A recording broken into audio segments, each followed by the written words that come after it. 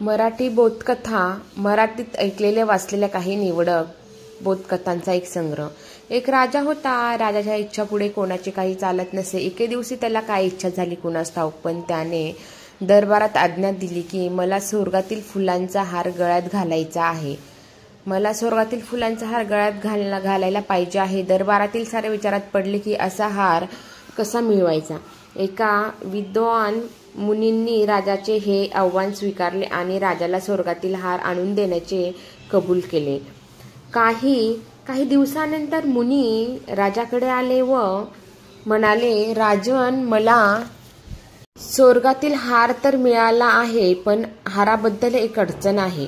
राजा म्हणाला, काय आहे ती अडचण? विद्वान मुनी म्हणाले, तो हार स्वर्गातील पुण्यवान लोकांनाच मिळेल। पापी लोकांना तो दिसणार नाही। त्यानंतर मुनींनी राजाच्या गळ्यात हार घालण्याचे नाटक केले व एक दोरी त्याच्या गळ्यात घातली। राजाला कळेना की आपल्या गळ्यात अशी दोरी का घातली आहे। राजा विचारात पडला की आता याला दोरी म्हणावे की हार, कारण दोरी म्हणाल तर पापी ठरतो आणि हार म्हणावे तर दोरी गळ्यात घालून फिरावे लागते। तो काहीच बोलला नाही। त्याने ते स्वीकार केले व गप्प राहिला। दरबारातील लोकांनीही हाच विचार केला की राजाला जर दोरी घालणे पसंत असेल तर आपण कशाला काही बोलायचे, आणि हार नाही म्हटले तर आपण पापी ठरतो। म्हणून दरबारही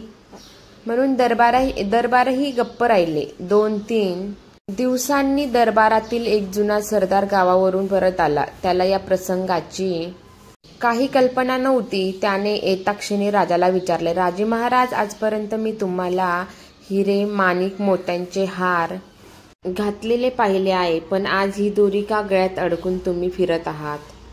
दरबारातील सर्वांनी मोठा कलका केला की जगातील सर्वात मोठा पापी मनुष्य सापडला। याला राजाच्या गळ्यात हार न दिसता दोरी दिसते आहे। राजाला पण राग येऊन त्यांनी त्याला तुरुंगात दाबले। तात्पर्य, आजच्या काळात पण असेच झाले आहे। जो कुणी सत्य सांगण्याचा प्रयत्न करतो त्याचे म्हणणे हे दाबून ठेवले जाते व सत्य जगासमोर येत नाही।